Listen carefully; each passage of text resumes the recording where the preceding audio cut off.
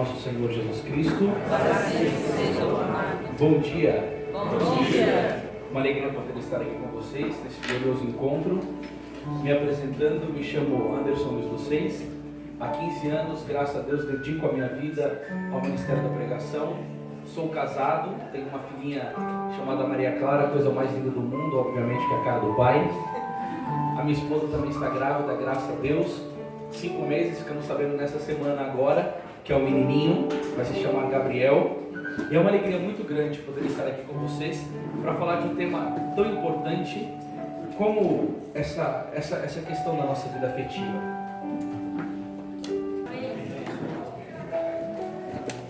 Só uma perguntinha para que eu possa saber aqui com vocês. Eu gostaria que vocês levantassem a mão só para mim ter uma noção prévia. Quem está aqui me escutando nessa manhã agora, que é casado, recebeu o sacramento do matrimônio, levanta a mão, por favor. Deixa eu dar uma olhadinha, fica com a mão um pouquinho só levantada. Então, uma pessoa, 2, 3, 4, 5, 6, 7. Tá bom, então. Pode baixar a mão. Quem aqui que está me escutando que é noivo, está se preparando para o casamento? Tem algum noivo aqui? Não? Tá certo. Alguém que namora? Quem que namora? Uma pessoa? 2 pessoas? E os outros aqui estão solteiros. Quem que está solteiro, levanta a mão, por favor. Tá bom. Por quê? Dá uma olhada para o lado aí.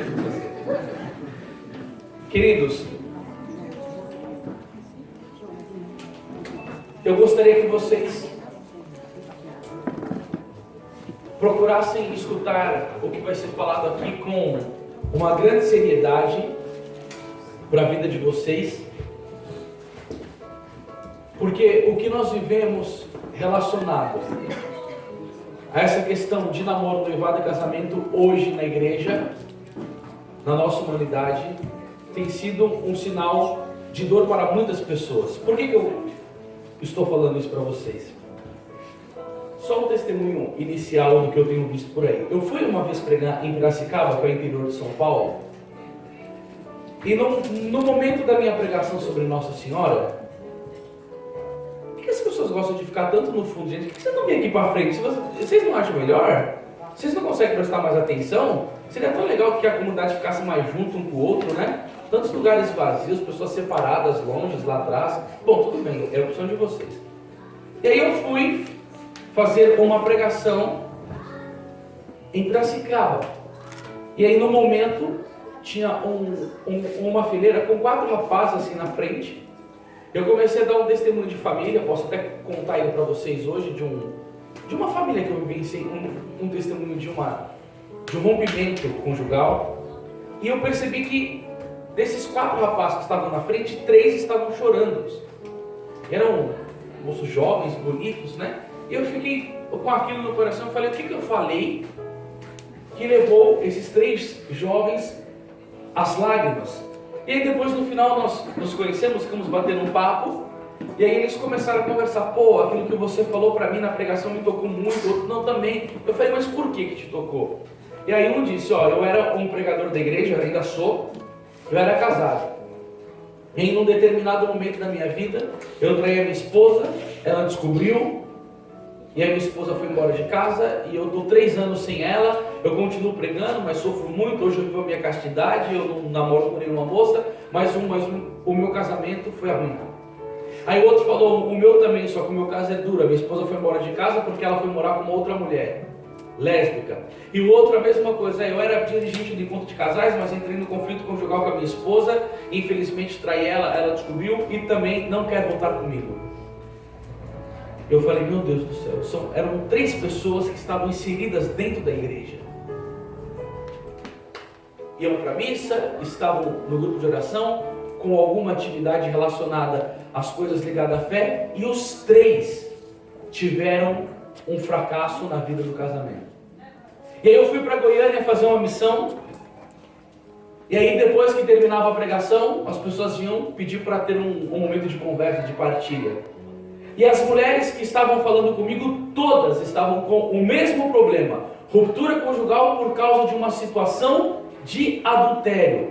todas casaram na igreja, todas tinham uma vida de fé. E aí você já começa a perceber que não tem nada a ver se você está inserido na igreja ou não.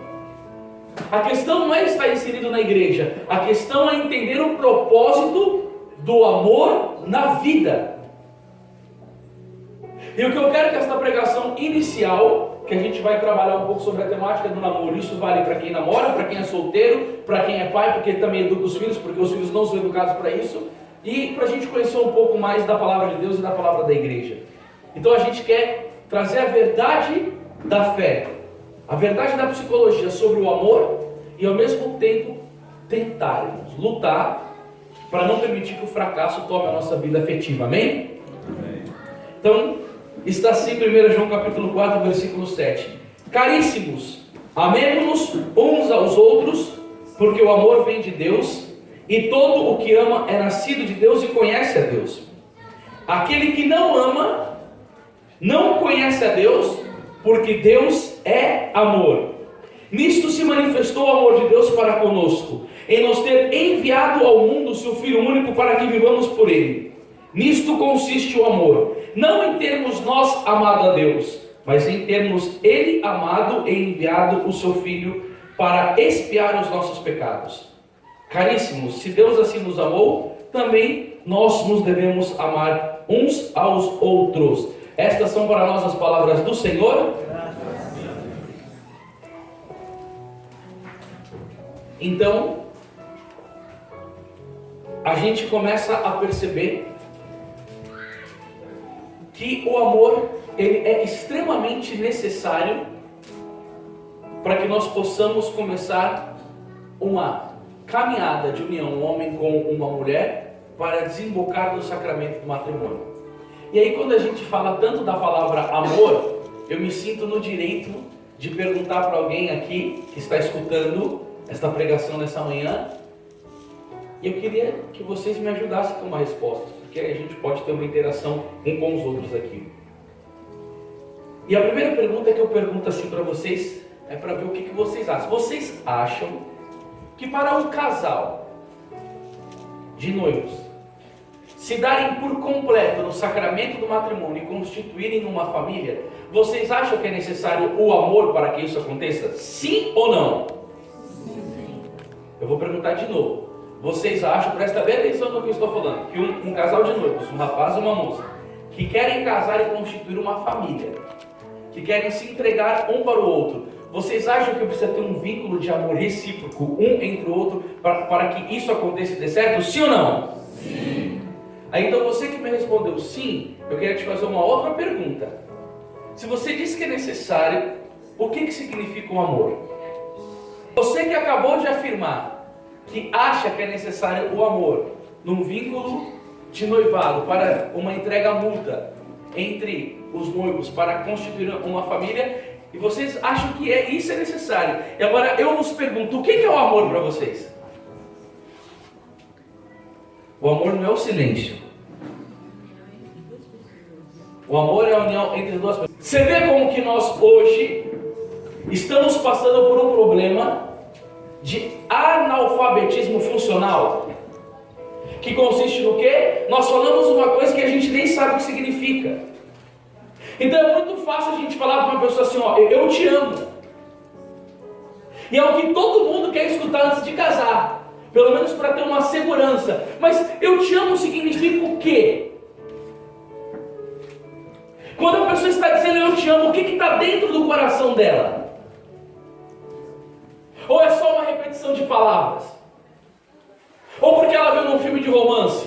Ou porque na sociedade todo mundo diz que o amor é necessário para criar um vínculo conjugal? Ou porque ela escuta o pai falar? Ou porque ela leu num livro? Ou porque ela viu num filme? Por que a pessoa fala eu te amo para outra pessoa, mas ela mesma não sabe o significado? Escutem aqui, meus irmãos e minhas irmãs.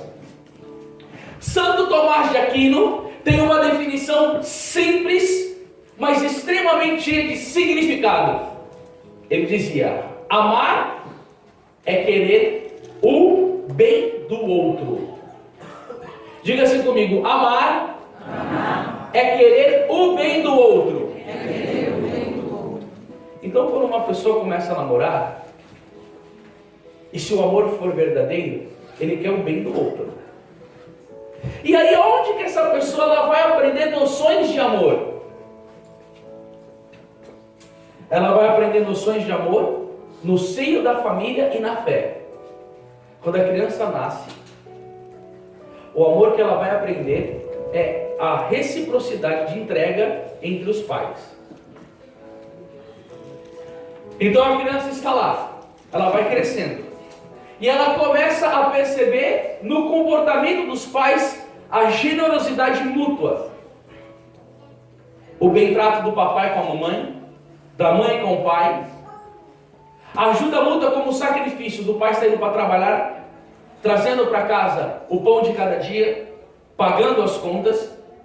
E aí ele vai ver em casa o quê? A alegria conjugal, o sorriso, o bom trato, o afeto, o carinho, um abraço, uma troca de olhar cheia de significado, às vezes não fala nada, mas cheia de significado, o respeito, o cuidado um pelo outro, a mulher cuidando das coisas da mulher, o marido cuidando das coisas de marido, o afeto, o abraço, aqueles momentos em que os pais estão juntos, por exemplo, numa missa ou numa festa, a mão dada, a mulher colocando a cabeça no ombro, ou no momento de dificuldade, o papai ou a mamãe doente, um cuidando do outro, colocando a refeição com amor e com carinho.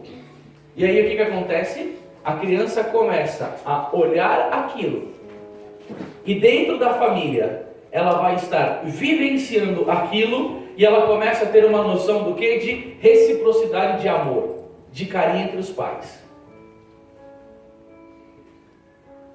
Agora, se ela vive isso, ela começa a subir para maturidade afetiva. Se isso acontece, ela vai gerando um benefício no coração. Por quê? Porque ela começa a ter uma experiência de amor dentro da família dela. E se isso não acontece? E se dentro da família dela há conflitos de briga, de xingamento, de traição, de adultério, de gritaria, de falta de respeito e tantas outras coisas que são desordens fora do amor, aí a criança ela não recebe essa maturidade afetiva. Ela começa a se distanciar do que é o verdadeiro amor. Então ela começa a viver dentro de um local onde tem conflitos.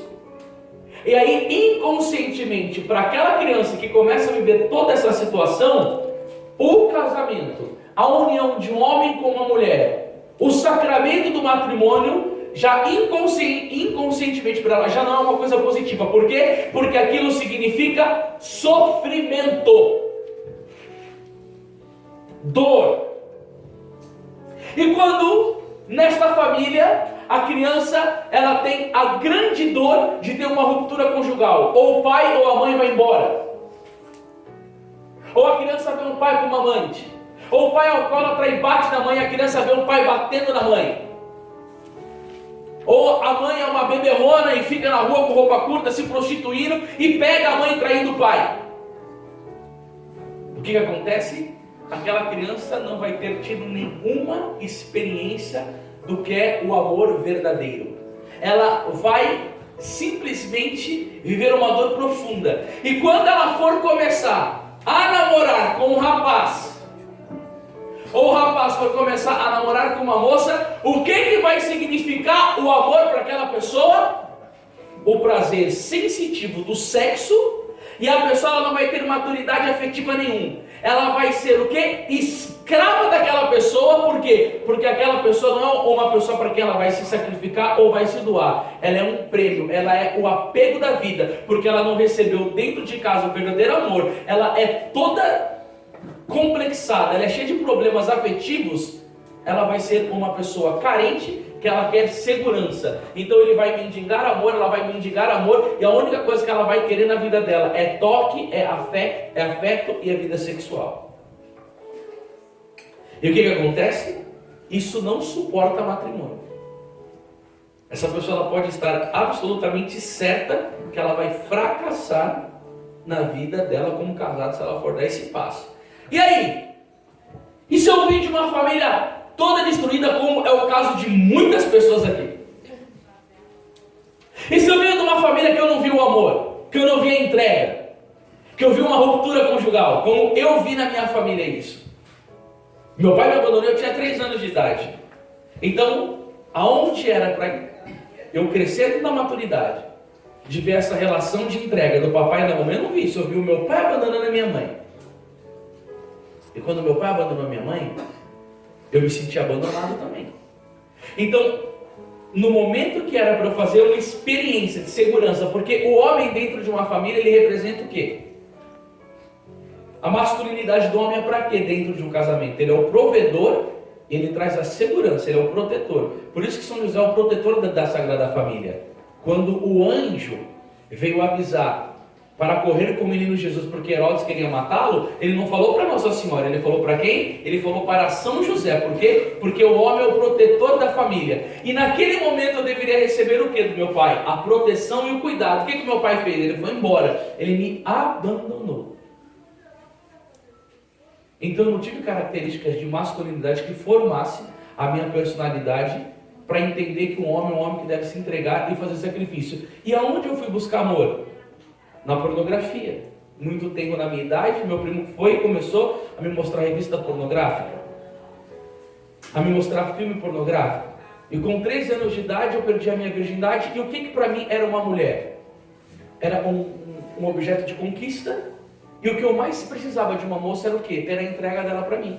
Então eu precisava do quê? Eu precisava do corpo dela. E sempre quando acontecia essa entrega da mulher, o que eu fazia depois? Abandonava. Por quê? Porque enjoava. Não é muito fácil, essa entregou, então eu preciso conquistar outra. Então para mim o quê? Amor era o quê? Amor era toque. Por quê? Eu não vivi isso dentro da minha casa. Como que essa geração de hoje vive hoje? A gente vive na cultura do pansexualismo. Aqui na igreja, vocês são de igreja, eu perguntei o que significa amor, ninguém conseguiu responder, você imagina fora. As baladas, as festas de carnavais, as noitadas, como que as pessoas vivem hoje em dia? A nossa sociedade ela está super doente de amor, 88% dos sites na internet são com fins pornográficos. As pessoas trocaram o amor pela vida de impureza. Olha as famílias hoje, elas estão debilitadas. Até dentro da igreja, 70% dos casamentos são considerados nulos pela Santa Sé. Isso é desesperador, por quê? Porque como vai a família, vai a humanidade. A família está podre, ela está fragmentada. E aí precisa ter uma reação. E aí qual que é a nossa grande esperança de muitas vezes ter vivido uma dor na família? Porque você que está me escutando aqui, você pode ou ter vivido numa família boa, ou ter tido uma situação como a minha. E aí, o que a gente faz? Qual que é a nossa esperança? A nossa esperança é o grande amor de Deus. E aí, na perspectiva do Evangelho, você começa a ter uma percepção que Jesus Cristo ele veio e conquistou muitas pessoas que não viviam amor. E se você perceber, isso aconteceu de fato na vida das mulheres. Quais foram as 3 mulheres que Jesus escolheu no Evangelho? Vocês saberiam me dizer o nome delas? Como é o nome das 3 mulheres que Jesus resgatou? Vamos lá, como é o seu nome, querida? Como? Keila, você estava falando, como é o nome delas? Pelo menos de uma. Hã? Maria? Maria Madalena. Maria Madalena era o que, Keila? Então, vocês começam a perceber? Maria Madalena era o que? Era uma prostituta. Quem tem outra? Hã? Como que é, Jean, que falou aí? Maria Madalena. Tem a samaritana. Tem a samaritana do poço de Jacó. Vamos lá, bom, já que estão com dificuldade de responder, eu falo para vocês. Tem a samaritana do poço de Jacó e tem a mulher adúltera. Jesus vai atrás das 3. E as 3 estavam com problema do quê? De impureza. E é uma coisa muito comum quando uma mulher não tem o amor de Deus e quando ela não tem o amor dentro de casa, o que ela faz? Ela se entrega para o homem em busca de compensação de amor. E como ela sabe que se ela não der o corpo, ela não vai ter a presença, ela se entrega entregando-se no sexo para ter um pouco de afeto. Isso é tão verdade que uma vez eu fui pregar numa cidade chamada Baía da Traição. Olha o nome da cidade, Baía da Traição, Deus o livre. Lá na Paraíba. Quando eu comecei a pregar, eu comecei a falar de adultério no meio da pregação, e as mulheres começaram uma a ficar com a outra numa questão de bafafá. Eu falei, o que está acontecendo? Por que vocês estão conversando todo aqui? Porque aqui não tem nenhuma mulher que não tem um marido que não tenha traído. O encontro estava cheio, tinha 1.500 pessoas. E eu falei aqui, quem que suas mulheres foram traídas? Aqui, levanta a mão. As mulheres começaram a levantar a mão, e eu não aguentei ver aquela cena. Eu comecei a chorar no meio da pregação. Eu falei, mas o que é isso? E aí depois eu fui conversar com as mulheres. Eu falei, quem que são as mulheres que os seus maridos estão falando? Não é mulher não, meu filho. Adulta não, a menina de 15, de 16 anos, de 14 anos. Aí naquele momento eu me perguntei, eu falei, o que uma menina de 15, 16 anos quer com um cara de 50? Ela não teve amor dentro da casa dela. O pai dela não deu afeto para ela. Ela está com um buraco enorme. E ela vai buscar fora. Só que se ela sai para ter aquele afeto, aquele colo, o momento de um homem na vida dela, ela tem que dar o corpo. Então, para receber um pouco de afeto, ela se submete a se entregar na vida sexual para ter um pouco de carinho, um pouco de presença, um pouco de segurança, um pouco de afeto de um homem. Por isso que eu falo para vocês, quando a família é destruída, os filhos normalmente vêm todos cheios de problemas. E aí a única coisa que precisa acontecer é essa pessoa se abrir a uma experiência verdadeira para o amor de nosso Senhor Jesus Cristo. Porque quando Jesus estava no poço de Jacó, e que ele chegou para a samaritana, dai-me de beber. E que a samaritana diz, como pode tu, judeus, pedir a mim de beber? E Jesus diz, se você soubesse da água viva que eu tenho para te dar, tu mesmo iria me pedir dessa água viva, e se você bebesse dessa água viva, você não teria mais sede. Quando se fala água viva, Santo Afonso vai falar que essa água viva é o amor de Deus. E o que é o amor de Deus, meu povo? Foi feito de tal modo, Deus enviou o seu Filho ao mundo, para todo aquele que nele crê, não pereça, mas tenha a vida eterna. Pois Deus enviou o seu Filho ao mundo para salvar o mundo. Não para condenar o mundo, mas para salvá-lo. Quem nele crê, ele está salvo. Mas quem não crê no nome do Filho de Deus, já está condenado. Ora, este é o julgamento. A luz, que é Jesus, eu sou a luz do mundo. Quem me segue não andará nas trevas, mas terá a luz da vida. Veio ao mundo, mas os homens amaram mais as trevas do que a luz, pois as suas obras eram más. Então o Pai, por amor, envia o Filho ao mundo, Jesus. E aqui Jesus vai dizer, João 15, 13, ninguém tem maior amor do que aquele que dá a vida pelos seus amigos. E aí São Francisco de Sales vai dizer o quê? O Calvário é a montanha dos que amam. E aí Jesus ele vem e prova o amor dele de que maneira por cada um de nós? Se sacrificando por cada um de nós, se entregando numa morte. Qual que é a maneira de Jesus provar o amor que ele tem por nós? Morrendo numa cruz. E aí ele vai dizer no Evangelho de São João, quando eu for levantado, eu atrairei todos a mim. Então quando Jesus é levantado da cruz, ele diz que ele atrairia todos. Aí o apóstolo Paulo vai dizer em 2 Coríntios 5,14, o amor de Cristo nos constrange, visto que se um só morreu por todos, logo todos devem morrer. Qual que é a tática de Jesus? O homem está perdido. O pecado tomou conta da humanidade. O pecado desequilibra o homem. O pecado faz o homem egoísta. O pecado entrega o homem nas mãos de Satanás. Eu quero resgatar o meu povo. De que maneira? Pelo sacrifício. Pelo meu sangue eu vou lavar o homem. Do que? Dos pecados. Apocalipse capítulo 1, versículo 5. O sangue de Jesus nos purifica de todos os pecados. E por que esse sangue ele tem essa eficácia? Porque é um sangue de amor, um sangue que se entrega. E quando o homem ver a minha paixão, qual que é o resultado? São João da Cruz vai dizer o quê? Amor se paga com amor. Então se Jesus se entregou por mim, eu tenho que dar a minha vida por Jesus. De que maneira? Morrendo. Para quê? Para o pecado, para o mundo e para mim mesmo. E aí Jesus vai dizer, se o grão de trigo não cair no chão e não morrer, ele não vai produzir fruto. Então qual que é a proposta para ele? O homem vai ver a minha morte na cruz. e ele vai querer se entregar por mim. E ele vai renunciar ao pecado, porque o pecado me ofende. Então, o livro de Hebreus, capítulo 6, versículo 6, vai dizer que quando nós pecamos, nós crucificamos novamente o Filho de Deus. Então o homem, porque ele me ama, ele vai querer evitar o pecado.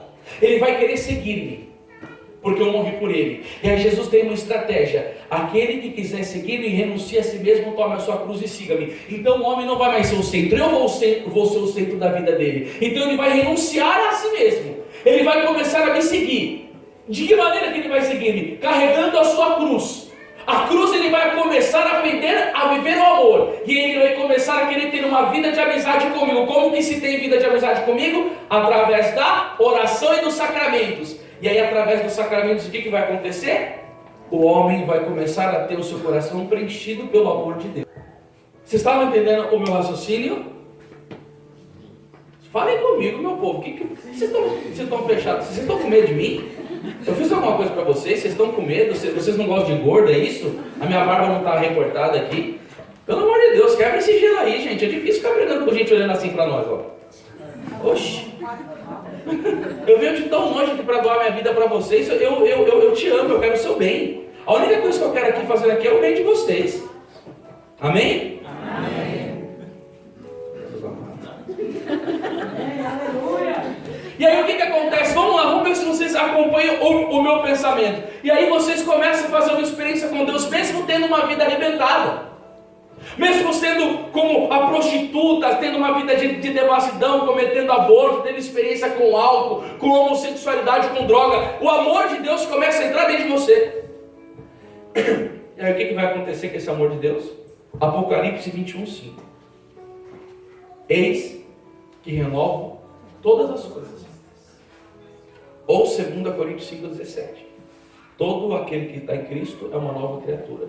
Passou-se o que era velho e eis que tudo se fez novo. E aí a Bíblia vai dizer, voltando novamente como eu estava falando, 1 João 4,8. Deus é amor, aquele que não ama não conhece a Deus.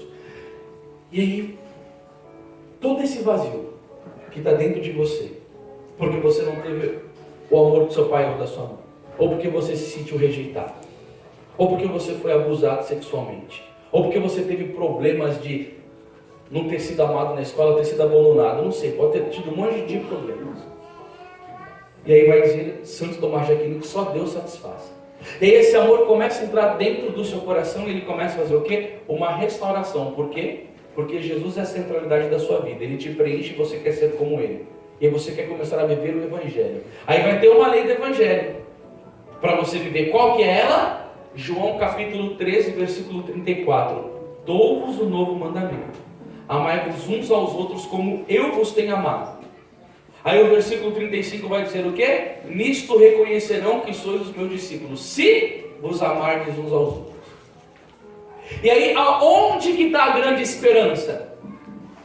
Você teve uma vida de sofrimento, você foi abandonado pelos seus pais, você foi abusado sexualmente, e você pensava que amor era sexo, aí você fala, meu Deus do céu, estou ferrado, a sociedade está mal, a minha família não está muito bem, eu estou vendo que eu sou uma pessoa incompleta, eu não tenho tanto sentido da vida, eu não entendo nada, eu estou que nem uma biruta, não sei para onde eu vou, não sei e tal, mas eu quero ser feliz, eu quero casar, eu quero constituir família. A sociedade se perpetua assim. Só que as coisas não são tão fáceis. Primeira coisa que eu quero dizer para vocês. Isso poderia ter sido uma solução para as nossas vidas. O amor de Deus dentro de nós.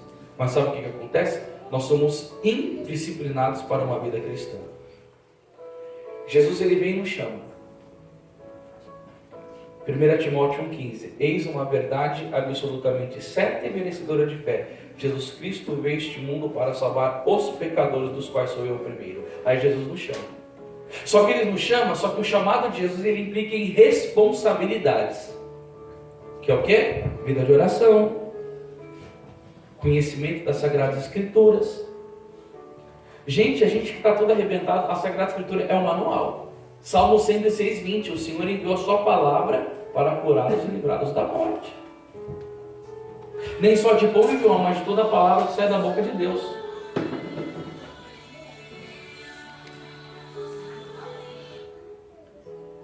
E aí a gente tem que na nossa vida cristã ter comunhão com a vida de oração, ter a busca pela palavra de Deus, comunhão, ter boas amizades, ler bons livros, adquirir conhecimento religioso, adquirir cultura e ir desenvolvendo a nossa vida espiritual, afetiva e psicológica. E aí começa a vir os danos. Por quê?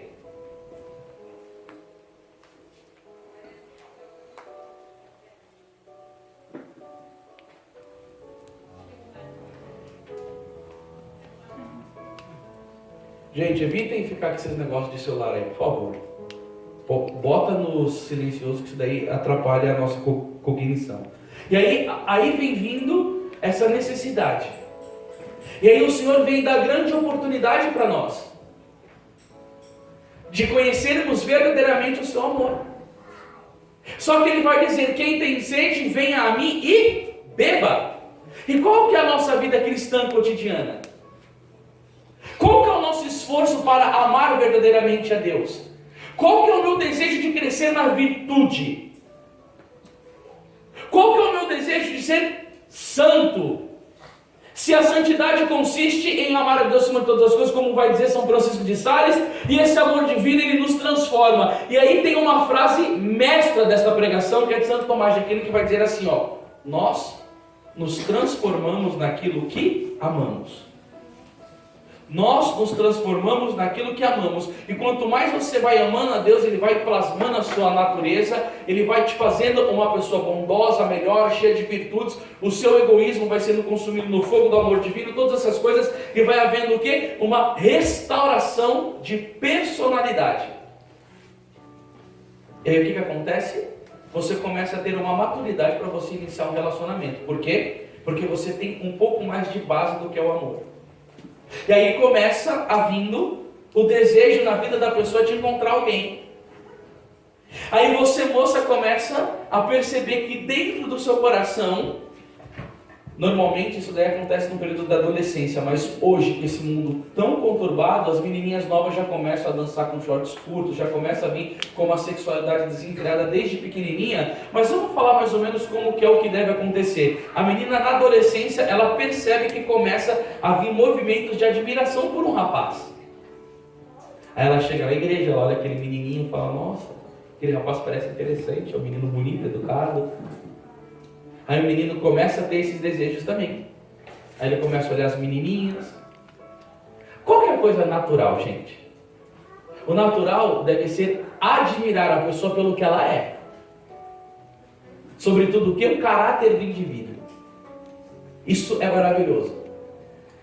Naturalmente, numa sociedade que não está corrompida, a menina vê isso no homem. Quais são os valores para uma mulher? O caráter dele, se ele é um homem que ele trabalha, se ele é um homem de respeito, como que é a reputação dele na sociedade, na família onde ele vive, como ele se comporta como filho, qual é o grau de escolaridade dele, os interesses dele de universidade, de trabalho, de construção de vida, como que ele vive a fé dele, se é um menino piedoso que reza.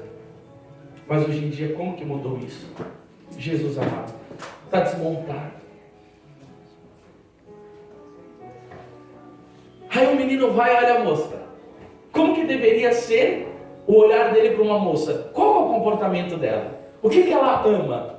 Como que ela é como filha? Por quê? Porque para o homem aquilo vai ser esposa dele, que vai ser a mãe dos filhos dele. Então ele quer uma mulher responsável, que tenha trato com cuidados. Como que é ela na casa dela? Ela estuda. Qual que é a aptidão intelectual dela? Como que ela vive a fé dela? Isso seria o ideal. Mas hoje em dia, o que os rapazes olham? Eles olham o corpo da moça, o bumbum, o seio. E aí o que acontece? É uma coisa que não admira mais a alma. Virou uma coisa animalizada. E aí a tendência da mídia hoje é governar, porque, olha só, Jean, que difícil. Porque, por exemplo, nós somos católicos. Então, qual que deveria ser o ideal dos jovens, dos adolescentes ou um dos poucos mais adiantados na idade? O ideal seria que os santos, e principalmente santos casados, né? Tem muito pouco na igreja, pouco se fala sobre isso, mas deveria ser o ideal das moças. As moças deveriam olhar, por exemplo, por uma Maria Goretti, ou por uma mulher casada como foi Santa Jana, ou como a mãe de Santa Teresinha, Santa Zélia, ou como Santa Helena, mãe de Constantino, ou como Santa Joana de Chantal, que foi uma mulher casada, ou a sua mãe, uma tia sua muito virtuosa, mas eu duvido que alguma mulher que está escutando a minha pregação aqui lê alguma vida de alguma santa dessa. Duvido. Não tem isso. Mas, e aí, o que acontece? Eles não têm mais conhecimento disso. Por quê? Porque o pecado impede a pessoa o desejo de querer estudar. Porque o pecado é o amor ao prazer. E o estudo é um momento de sacrifício, onde você vai entrar no seu quarto, você vai se trancar, você não vai ficar mais com o smartphone na mão, a todo momento querendo ver rede social, você vai se consagrar por um conhecimento. Quem vive no pecado não gosta de estudar, é um preguiçoso. E aí quem que vai ser a referência das mulheres hoje em dia? São os youtubers, um bando de mulheres que não valem, infelizmente, o que está comendo. O que é o assunto que fala? Você vai escutar no YouTube ou uma youtuber falando de vida afetiva. Ela está mais perdida que segue em tiroteio. Aí você vai ver a Dani Russo, aí você vai ver a Kéfera, aí você vai ver um monte de coisa, você vai ver filmes que não tem nada a ver, e aí você vai confundir amor com paixão e com sexualidade desregrada. Por quê? Porque eles todos vão contestar a moral católica e vão falar de vida sexual ativa. E aí você vai ver mulheres super lindas na mídia, bem arrumadas, turbinada por silicone, com o corpo todo escultural. E aí a arma de sedução das mulheres vai ser o quê? O corpo delas. Agora começa a ver nessas mulheres, dessa maneira, como que é o casamento delas. Vai ver como elas educam os filhos dela. Vai ver a duração de relacionamento da vida delas. Aí você pega lá na internet os amores de Luana Piovani, namorou com mais de 8 homens, não sei o que lá tal. Os amores da vida de Dado. Que amor! Aquilo era uma troca de prazeres, não houve entrega nenhuma, não há sucesso no casamento, não há uma vida estável em nada. E aí, em vez de ter o comprometimento com a virtude e com a beleza, isso começa a cair. Escute aqui, mulheres. Um homem, para namorar com você, para te respeitar e para ser o pai dos seus filhos, a primeira coisa que eu digo para vocês é que vocês têm que escolher um homem segundo o coração de Deus. Vocês têm que observar naquele homem se ele não está vindo na igreja como um clube social. Por quê? Porque as pessoas fazem da igreja o que fazem nos clubes por aí. Elas querem contato, ter alguém para conversar, ter alguém para suprir a sua carência afetiva de solidão e que amizades. Isso é uma coisa que pode acontecer da pessoa que busca a vida da fé, mas não é a primeira coisa. Porque aí você vê que o menino no encontro, ele pula, ele grita, ele canta, ele reza. No seu namoro ele não reza um terço por dia com você. Ele só quer ficar abraçado, porque a única coisa que norteia a vida dessas pessoas é os afetos. Aí você vê o cara lá na igreja, todo bonitinho na Santa Missa, comungando de joelho, e você começa a namorar com o cara e ele não tem nada daquilo que você. Aí você fala assim, mas o que é isso? Parece um santinho, mas nesse relacionamento nem se toca nas coisas sagradas, só quer beijar, só quer namorar, é um obcecado pelo prazer, vem pra cima de mim toda hora querendo pegar no meu corpo. Então toma cuidado, avalie, porque você tem que escolher na sua vida um homem de Deus, que você veja o bom comportamento dele na comunidade e o bom comportamento dele com você. Porque a primeira coisa que a gente tem que observar num relacionamento, essa pessoa é de Deus. Porque do que vale eu me relacionar com a pessoa a vida inteira e depois ser levado para o inferno? A pessoa ela tem que ter um amor tão profundo por você, que ela tem que lutar a vida dela inteira. De que maneira? Eu preciso levar a minha esposa, porque é namorado, mas todo namoro ele tem que pensar no casamento. Porque se uma pessoa começa a namorar sem pensar no casamento, gente, isso daí é usar a pessoa, isso daí não pode, isso daí é pecado. Pode ser que não case, mas pelo menos tem que ter a intenção do casamento. Amém? Amém. Vocês estão entendendo o gordinho aqui? Sim. E aí você tem que ver isso daí. O rapaz também tem que ver se é uma mulher de fé. E aí vem uma coisa que a gente pode estar se perguntando. O que você acha de eu iniciar um relacionamento? Tá ali agora. O que você acha de iniciar um relacionamento com uma pessoa que não participa da vida eclesial da Igreja Católica? E se eu começar a me apaixonar por um rapaz na minha faculdade que ele é protestante, ou que ele é espírita, ou que ele vai para o budismo? Eu acho que isso daí seria a maior loucura. Por quê? Porque você imagina você como mulher, namorando com um budista, você indo para a missa no domingo, você indo para a comunidade gratidão ou para o grupo de oração durante a semana, e ele não participando de nenhuma atividade religiosa com você na igreja. Imagina você querendo rezar como família o terço e ele falando não. Você querendo fazer uma novena e ele falando não. Você querendo fazer um estudo da Sagrada Escritura e ele não. Você querendo buscar um sacramento e ele não. E aí ele só casa com você na igreja, porque a igreja determina que quando uma pessoa da fé católica casa com outro não é católico, ele tem que casar na igreja, receber o sacramento e tem que educar os filhos na fé. Na hora ele aceita, mas na realidade do dia a dia não. Porque quando você vai falar de você querer educar verdadeiramente o filho na fé, ele vai começar a criar confronto de filosofia com você. Então, é um perigo isso. É um perigo você namorar com um mundano. É um perigo você namorar com uma pessoa fora da fé. Por quê? Porque vocês não vão ter o mesmo ideal. Vocês não vão estar seguindo o mesmo Deus. Nem o protestantismo segue o mesmo Deus do que o nosso. Então, eu acho que a melhor coisa do mundo é você conhecer uma pessoa na igreja. E aí, se você conhecer uma pessoa dentro da igreja e você tiver com a vida em Deus, vai ser uma bênção. Por quê? Sabe por que é o maior fracasso dos relacionamentos? É quando a pessoa coloca a esperança da felicidade no outro. Aí a pessoa chega assim: por que você quer casar? Eu quero casar para eu ser feliz. Então já era, você nunca vai conseguir isso. Por quê? Porque o seu namorado, ou o seu noivo, ou a sua namorada e a sua noiva, ela nunca vai na vida ter a capacidade de fazer você feliz. Por quê? Porque só pode fazer-nos verdadeiramente felizes o amor de Deus e a vida da graça.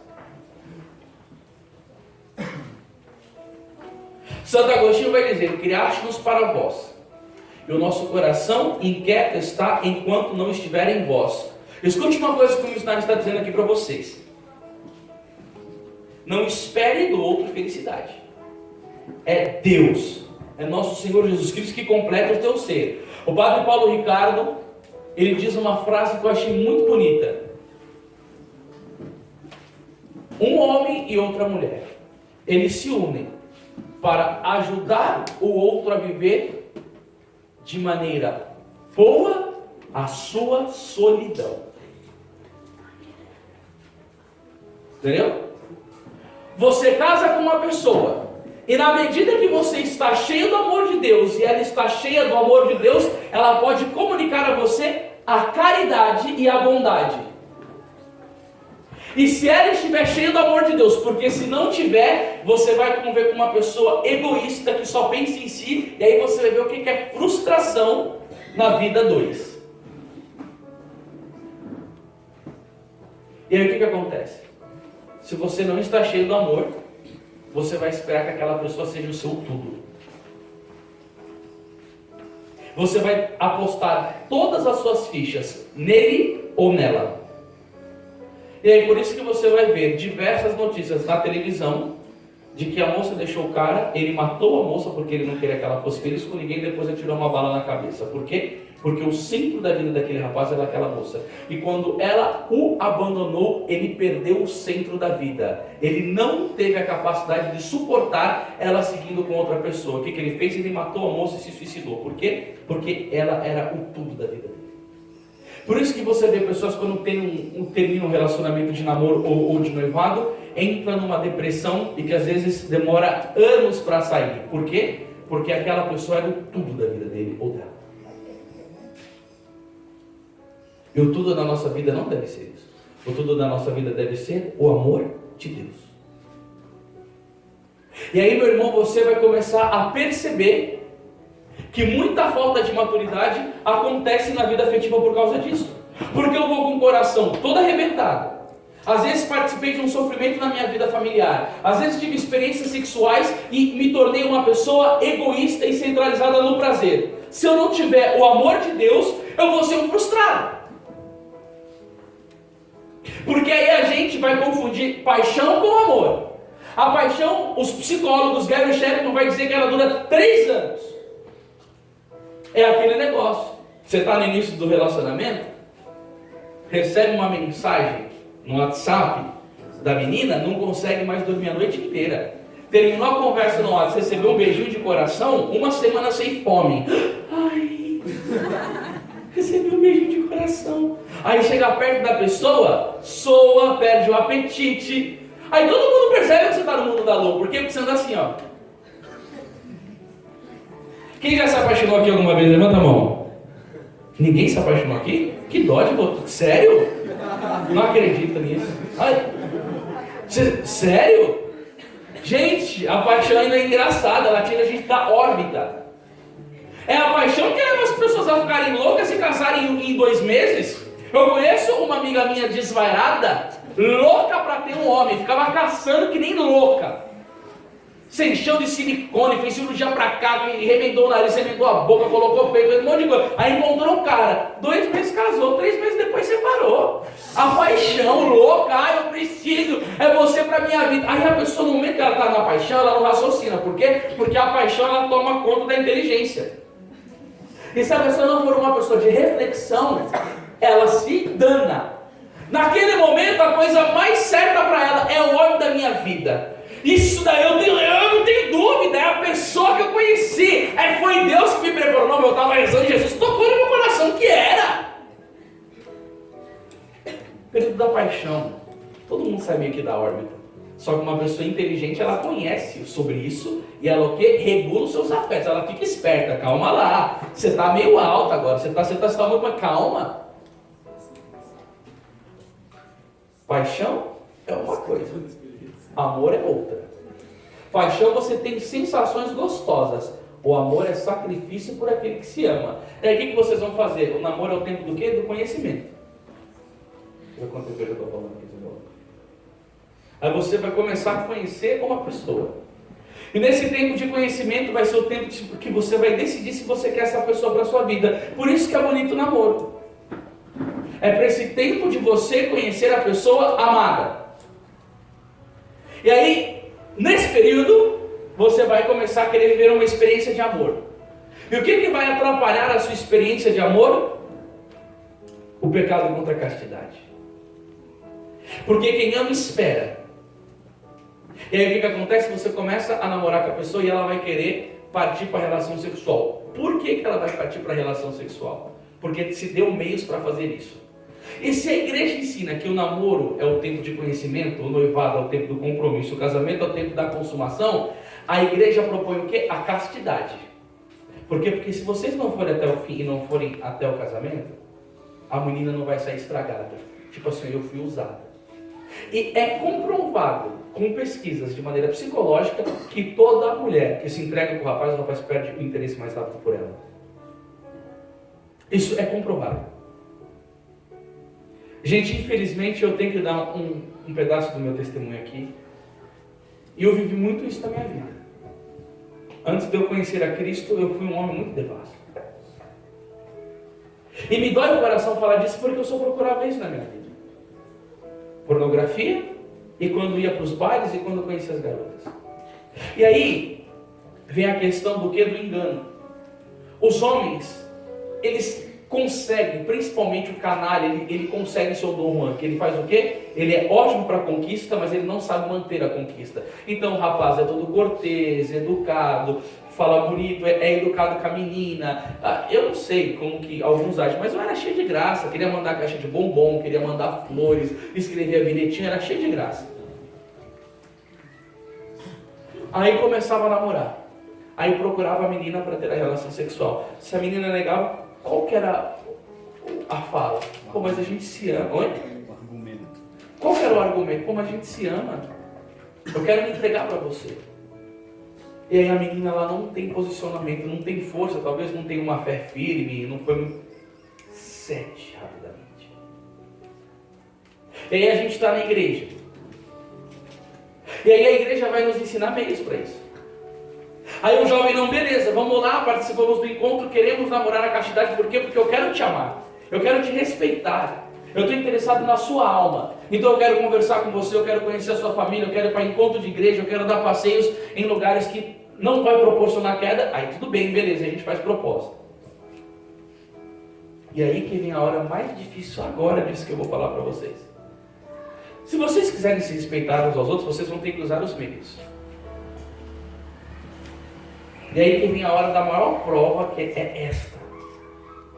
Se o menino ele quer viver a vida casta com a namorada, e a namorada quer viver a vida casta com o menino, eles têm que evitar certas coisas que podem proporcionar uma queda na vida sexual dos dois. Eu sou um homem casado, estou no segundo filho. Quando eu vou ter uma relação sexual com a minha esposa, eu não estou vendo ela no sofá e falo, ô Thaís, vai lá no banheiro, tira a roupa que eu quero ter uma relação sexual com você agora. Vai, não. Tudo começa pelo quê? Na manhã, nos bons tratos. Mulher é assim, homem, quem é casado sabe, acende que nem um fogão, mulher é que nem lenha, você tem que ir devagar. Então, para a mulher ela sentir-se bem na vida sexual com o homem, ela tem que ter o respeito do marido, o cuidado, o afeto, tudo isso daí engloba. Bom, depois eu vou falar isso daí na vida de casado. Então, o que acontece? Eu chego num momento, num dia maravilhoso com a minha esposa. E a nossa intimidade conjugal, ela começa por onde? Pelo beijo. Porque quando eu for beijar a minha esposa, vai acontecer a coisa mais natural do mundo. Os dois vão ficar excitados porque se amam. E a mulher ela vai ter uma preparação fisiológica. Ela vai ficar lubrificada para ter encontro do genital masculino. E o homem ele vai ficar o quê? Preparado para se encontrar com a mulher. Mas isso aconteceu por causa do quê? Por causa do beijo. Só que eu sou casado, tem gente que fica dando risada quando fala disso. Isso daqui é a moral sexual da igreja, gente. Isso daqui é o que a igreja ensina sobre vida 2. E aí o que acontece? O homem e a mulher se encontraram. Começou no beijo. Aí o casal quer namorar na castidade. Aí o menino vai e fica sozinho com a namorada dele. E aí ele quer dar um beijo de língua na menina e quer viver a castidade com ela. Aí eu tenho acostumado a falar por aí, beijo de língua é que nem ferro quente, liga em cima e esquenta embaixo. Aí o cara começa a dar o beijo de língua, a menina fica com desejo, ele fica com desejo, porque nós não somos de plástico.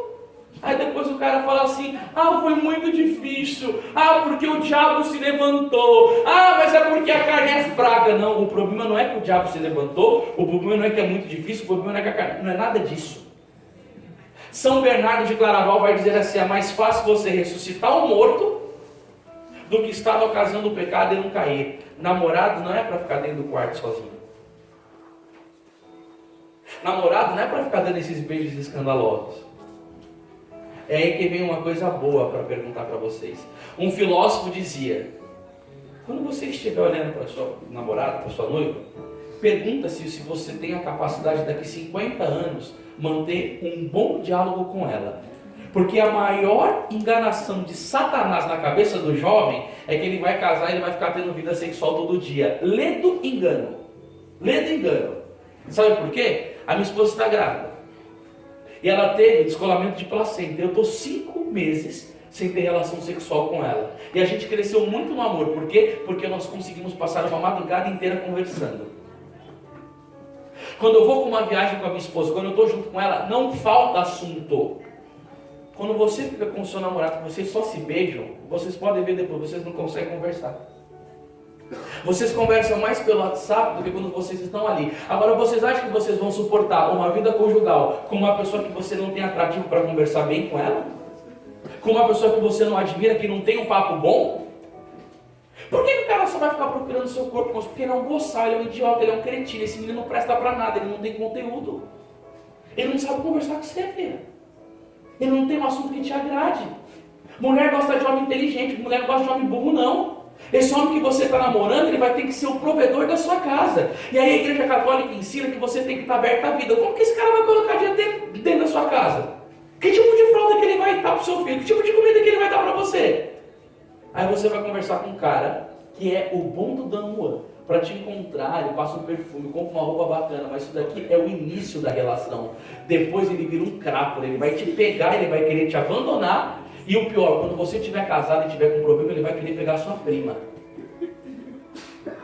Tá vendo? Ó? Aí, ó. Tá tudo vermelho ali. Se for fazer uma análise corporal e da face daquele, deve ser um cachorro. Um taradinho.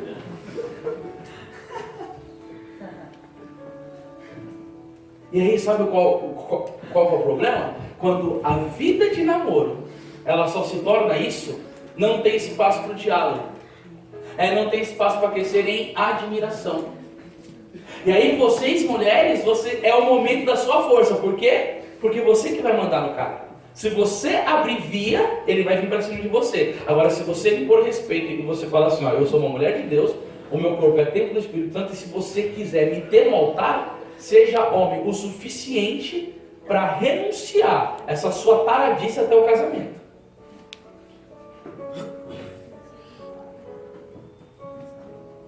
E aí vocês devem fazer o quê? Crescer em admiração pelo outro. E nesse tempo vai ser o tempo que você vai conhecer um ao outro. Você vai ver o temperamento dele, você vai ver o desejo dele de trabalho, você vai ver se ele é um cara preguiçoso ou se ele é um cara diligente, você vai ver o ideal da vida dele. Agora você se imagina só uma coisa. O cara é um advogado, casou com a mulher, o cara passa tempos estudando e escrevendo. E aí o cara vai e consegue o maior intento da vida dele, escreveu o seu primeiro livro. Aí ele chega para a esposa, olha amor, eu escrevi o meu primeiro livro. A esposa abre, tá legal, e joga em cima. Por quê? Porque ele casou com uma mulher que não tinha aptidão intelectual, que não gostava de nada. Era uma mulher que era tipo assim, casei porque tinha que casar. O cara é advogado, tem um dinheirinho, vai me dar sustento, vai me dar segurança. E aí isso é problemático. Por quê? Porque eu conheço, Jean, um amigo meu, o menino é super inteligente. Gosta de estudar política, gosta de estudar filosofia e é cheio da busca da sabedoria. Ele casou com uma mulher que não suporta nada disso. E sabe o que ele falou para mim um dia que eu fui na casa dele? O único momento que eu me aproximo da minha esposa é quando a gente vai para a vida sexual, porque ela não consegue conversar sobre nada. A minha esposa é uma tapada. O único momento que eu tenho junto dela é quando a gente está junto na intimidade, porque quando eu tenho que conversar ela não sabe falar nada. Eu vou falar sobre filosofia com ela, desvia na hora. A única coisa que ela vai te falar é cantar na igreja, cantar. É uma burra. Eu falei, nossa, olha que frustração. Casou com a pessoa errada, depois tem que suportar a vida inteira aquilo. Porque no namoro parecia, você não soube fazer análise. Você casou porque estava inseguro. Você casou porque você estava insegura, tá? Todo mundo aí, ó, vai rodar, vai ficar sem, vai ficar pra ti. Agora, casou inseguro. Não sabia nada. Não tinha interesse de estudar. Aí a pessoa vai, nunca estudou sobre namoro. Nunca estudou sobre noivado. Nunca estudou sobre casamento. A pessoa não sabe qual que é a concepção de amor que ela tem, que está na cabeça dela, que ela viu num videozinho, que ela viu ali no canto. Ignorantes. Aí o preço vai vir depois. Sabe por quê? Porque o povo católico ele tem alergia de estudo. Alergia. Parece que quando ele pega um livro para estudar na mão, parece que ele está catando Satanás de chifre na mão. Deus o livre e guarde. Aí eu vou te falar uma coisa. Escuta aqui o que eu vou te dizer. O Papa Bento XV dizia: a ignorância é a mãe de todos os erros. Vai casar com qualquer trouxa, minha filha. Vai casar com um cara que não gosta de trabalhar, menina. Vai casar com um cara que não tem ideal de grandeza na sua vida, moça. Vai casar com um boçalzão que não reza. Aí sabe o que você vai ter dentro da sua casa? Um homem mole. E mulher não suporta homem mole. Aí sabe o que vai acontecer com você, minha filha? Eu vou te dizer um grande sofrimento que você vai ter. Quando você vê o esposo da sua amiga, um engenheiro. Quando você vê um cara que trabalha, um médico, um dentista, um advogado, um cara de fibra, que educa a família, que cuida dos filhos, sabe o que vai acontecer? Você vai ficar desejando ele no seu coração. O cara pode ser feio, mas a mulher não é que nem um homem tarado por beleza. A mulher, ela quer outra coisa, ela quer um homem de verdade. E se você, por carência, fizer uma escolha errada, você vai ter que suportar a vida inteira. Ah, mas depois casa, separa, a igreja tem nulidade. Ah, é? Se a tua vida, na pesquisa do Tribunal Eclesiástico, não der casamento nulo, você vai ter que se sujeitar a vida inteira a ficar com uma pessoa que você não ama, pela educação dos filhos, ou se você separar, você vai ter que viver a castidade até o último dia da sua vida. Você não vai poder ter nenhuma pessoa. Ah, mas e se eu quiser? Depois você morre, você vai morar com o diabo no inferno. Porque o Padre Pio dizia: o caminho do divórcio é o caminho do inferno. Ou seja, se prepare bem. Se prepare bem, moço. Veja bem a moça que você está namorando. Olha, eu vou falar uma coisa. Eu dei certíssimo no meu casamento. Porque a minha mulher é demais. Ela não é mulher de confiança de ficar conversando com os homens. É uma mulher que se veste com decência. É uma mulher que reza. O jeito que ela cuida da minha filha, da Maria Clara, é uma beleza. E a gente ri junto, se alegra junto, conversa muito bem. E ela é uma mulher que me segue na minha vida de fé. Basta eu bater o pé no chão, traz hora de oração, ela vem na hora. Entendeu? Ela me espera para rezar na hora de comer na mesa. Eu sou o homem da casa. Eu me sinto extremamente satisfeito. Mas o que acontece? Eu tive tempo para ver virtude, como ela se comportava, como foi a educação da mãe, o convívio familiar, a vida de fé dela. E hoje, quando eu estou pregando aqui, eu não me encontro um homem frustrado, que estou todo arrebentado no casamento, e que qualquer menininha de encontro bonitinho fica apaixonado. Como eu sei que tem muitos pregadores aí que tudo se ferra nessa área. Vem uma menininha bonitinha pedir um conselho e fica todo doido. Aí depois fica trocando número de WhatsApp, mandando nudes e o caramba. Por quê? Porque é tudo frustrado na vida de casamento. Por quê? Porque tudo começou lá no namoro. Não soube ver direito as coisas. Moça, olha bem para esse homem e veja bem o caráter dele. E saibam, no início do namoro é tudo paixão. Deixa um pouquinho vir o tempo da convivência. Agora, moça, você quer conquistar um homem? Você quer aprender a conquistar um homem? Não pensa que você vai conquistar ele pela calça agarrada que você está usando. Não pensa que você vai conquistar ele pela blusinha que você vai colocar no dia de calor para mostrar o seu colo. Por quê? Porque você vai ter a admiração que você merece desse homem. Ele vai admirar o seu corpo.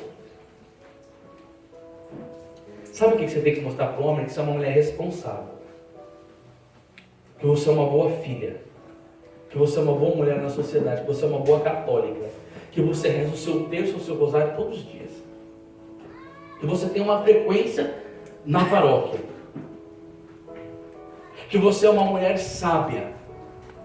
Que você pondera as coisas na sua vida. Mostra para ele que você ama a vida de pureza.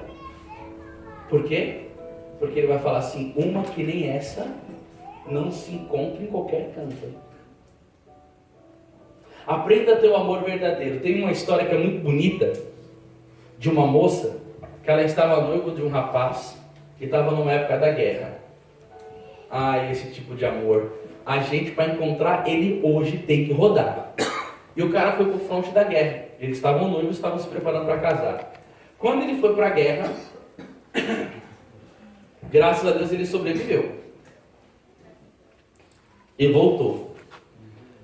Só que quando o cara voltou, a coisa estava muito difícil. Por quê? Porque na guerra ele tinha perdido uma perna, um braço e um olho. Só que quando ele voltou, e ele viu a mulher, ele falou, pode procurar outra. Eu sei que você não vai querer casar com um homem assim como eu, todo despedaçado e destruído pela guerra.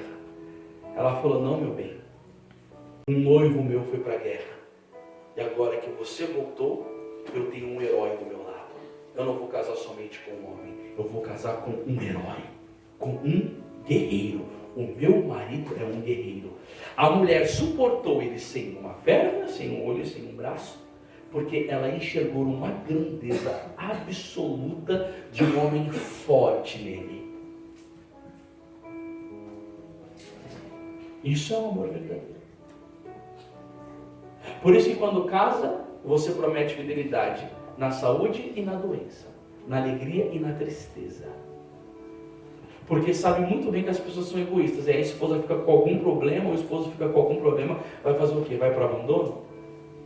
Vai cometer adultério? Vai procurar outra pessoa? E aí vocês vão perceber, eu vou falar mais sobre isso na pregação do casamento, que o casamento é um ato de sacrifício. Eu vou usar uma palavra da Bíblia aqui, mas eu vou usar na outra palestra. Efésios 5:25. Marido, amai vossas mulheres como Cristo amou a igreja e se entregou por ela. Então Jesus se entregou assim que deve ser a vida de um homem por uma mulher. E como que a pessoa faz para chegar assim? Como Jesus. Jesus, ele tinha o dom da fortaleza. O homem ele tem que ter o dom da fortaleza, ele tem que ser um homem forte para suportar os reveses da vida conjugal.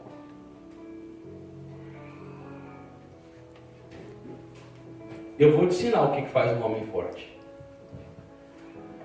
Tinha um cruzado da França, um homem que lutava pela igreja, o nome dele era Godofredo de Bouillon, cidade de Bouillon da França onde ele morava. O nome do cara era Godofredo. O nome do cara não era bonito, mas a vida dele era. Um dia ele estava na guerra, ele estava lutando, e viram Godofredo de Bouillon cortar o pescoço de um camelo com uma espadada só.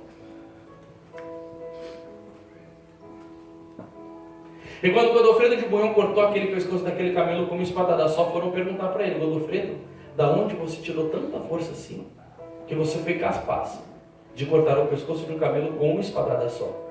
Ele falou: o segredo da minha força é que eu nunca cometi um pecado de impureza na minha vida. A força de Godofredo de Bouillon estava na castidade dele.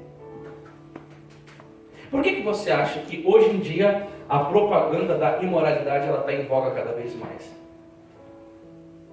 Porque o grande método de Satanás é destruir a família. Porque a família é a base da humanidade, da sociedade.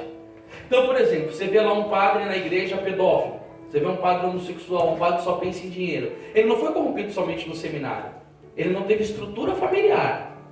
Ele foi assim para o seminário, piorou no seminário e hoje ele é um mau resultado para a igreja. Mas da onde que veio o problema da vida do padre? Na família dele. De uma péssima educação que ele teve, da falta de virtude que ele encontrou dentro do lar dele. Da onde que você acha que vem esses políticos corruptos? Esses satanistas que estão lá em Brasília? Foi dentro da casa dele que não teve moral. Foi o pai dele e a mãe dele que lhe ensinaram ele a ter a virtude da justiça. A virtude da justiça é a obrigação de você dar ao outro o direito que é o do outro. O que eles fazem com a gente? Só roubam a gente. Só tem imposto. Por que a gente vive nessa pobreza no Brasil? É por causa do governo. Um ou outro dá certo de empreender e conseguir alguma coisa. Mas a maioria do Brasil vive como? Vive para pagar a conta. E se é que consegue pagar a conta. Por quê? Porque foi a família. E eles querem destruir a família. E como que eles fazem com os jovens? Joga todos eles na imoralidade. Então você tem pornografia à vontade no seu celular. Você tem mulher à vontade para você ter relação sexual. Você tem prostituta à vontade. E o que acontece? Quando o homem se entrega no pecado de impureza, ele quer prazer na vida dele. Então ele vai ver o vídeo pornográfico, ele quer se masturbar, ele quer prazer. Ele quer uma namorada, ele quer prazer. Ele vai atrás de ele quer prazer. E o que o prazer faz com a vida do homem? Tira todo o desejo de sacrifício. Sabe o que vai acontecer?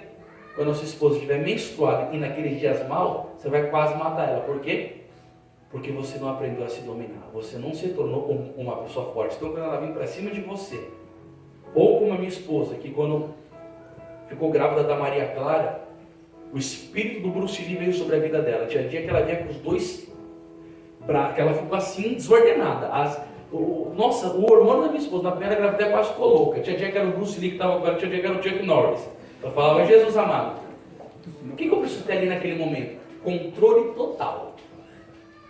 Para gerenciar as emoções dela. Calma, amor, você não está muito bem, você está grávida, chamar para a razão e tudo mais. E um cara que não treinou na vida, que não aprendeu a rezar, que não foi comungar, que não buscou a fortaleza. Na hora que a esposa vem com o Chuck Norris, com o Bruce Lee, ele vem com o Van Damme e sai na treta dentro de casa. É pau para tudo quanto é canto. E aí? Por quê? Porque você optou pelo caminho da pornografia. Porque você optou pelo caminho da impureza. E o que aquilo fez com você? Fez você ficar uma pessoa obcecada pelo prazer. Na hora da contrariedade, você não tem força nenhuma.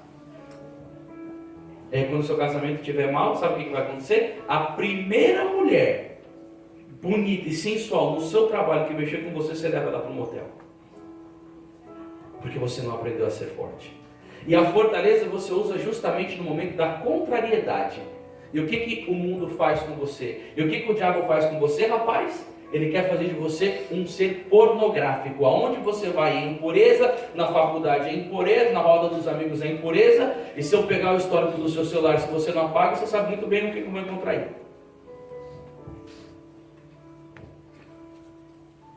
E aí o mundo vem preparando a gente para ter o quê? Famílias frustradas. Por quê? Porque não fez de nós homens, fez de nós bichos. E aí por isso que eu volto no início da pregação, que alguns que não estavam aqui. Busca o amor de Deus. É isso aí, filho. Essa pregação deve estar fazendo assim com o seu coraçãozinho, ó. Reflete. Reflete.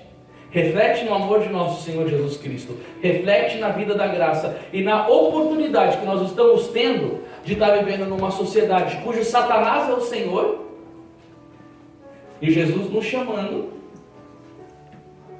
nos escombros. Escuta o que eu estou dizendo, para ser feliz. Com o amor dele, com a vida conjugal. Porque ainda mais tem na pregação dos casais, a gente vai falar sobre a educação dos filhos e o cerco que estão sendo preparados para as nossas crianças nas escolas. E justamente eles estão conseguindo fazer esse cerco de ideologia de gênero, porque tem um monte de pai e mãe que é tudo um bando de fracassado. Não luta contra nada. Por quê?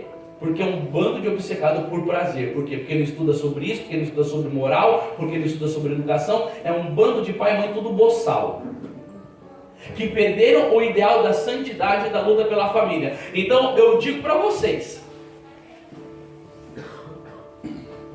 venha para Jesus e lute para contornar a sua personalidade e ter uma pessoa de caráter firme, de colocar Jesus como centro na sua vida. E você que ainda não está namorando, não deixe as suas paixões desenfreadas decidir sobre a sua vida. Busque o domínio próprio.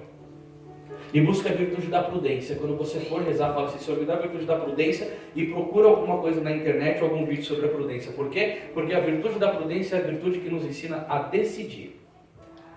Por isso que a Bíblia vai dizer em Mateus 7,24: aquele, pois, que ouve essas minhas palavras e as põe em prática, é semelhante ao homem prudente que edificou a sua casa sobre a rocha. Primeiro você ouve a palavra de Deus, você assimila a palavra de Deus, depois você coloca em prática. A Bíblia vai dizer em Tiago 1,22: sede cumpridores da palavra e não apenas ouvinte. Por quê? Porque se você colocar a palavra em prática, quando o diabo ouvinte tentar, você vai poder dizer: está escrito, nem só de pão vive o homem, mas de toda a palavra que sai da boca de Deus. Eu vivo da palavra que sai da boca de Deus. Cumprindo a palavra, eu me torno o quê? Eu me torno um homem prudente. E aí eu edifico a minha casa sobre a rocha. Aí vai vir chuva, vai vir ventania, vai vir tempestade, vai bater contra aquela casa. Por quê? Porque a gente tem 3 demônios: o mundo, o demônio e a carne. E quando esses demônios vierem querer pegar a nossa vida para nos destruir,